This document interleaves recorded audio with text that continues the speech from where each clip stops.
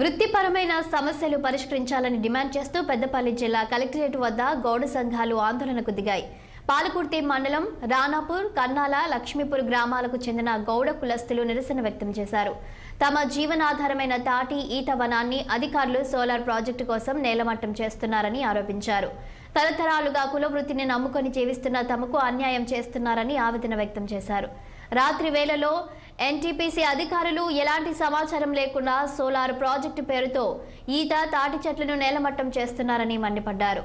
తమకు నష్టపరిహారం చెల్లించి బాధ్యులైన అధికారులపై చర్యలు తీసుకోవాలని డిమాండ్ చేశారు. గీత కార్మిక సంఘం నేత సత్తయ్య. పెద్దపల్లి జిల్లా మన తెలంగాణకి ఆదర్శమైనటువంటి జిల్లా. ఇటువంటి జిల్లా లోపల ఇలా గౌరవ మంత్రివర్యులు చెప్పినా కూడా అధికారులు వాళ్ళ ఆదేశాలను బేఖాతరు చేస్తూ ఇలా గీతా కార్మికుల పొట్ట మీద కొట్టుకుంటూ దాదాపు 20-25 సంవత్సరాల నుంచి అదే ప్రాంతంలో ఏదైతే అంటే ఎన్టీపీసీకి వీళ్ళు భూములు ఇచ్చినప్పటికీ అప్పుడు ఏం చేస్తారంటే వీళ్ళు చెరువు నిర్మాణం కోసం మాత్రమే భూసేకరణ జరుగుతుంది, మీకు పర్యావరణానికి ఎట్లాంటి మేము ఆటంకం కలిగించామని చెప్పి అప్పుడున్న రానాపూర్ సంబంధించిన గ్రామస్తుల రైతుల దగ్గరికి వెళ్ళి భూసేకరణ అనేది చేయడం జరిగింది.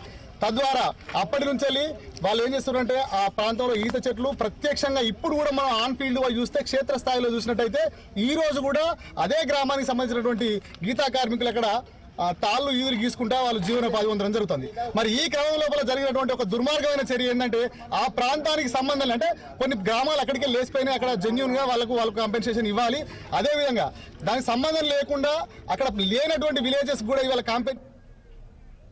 హైదరాబాద్ మంగళహట్ పోలీస్ స్టేషన్ పరిధిలో నిషేధిత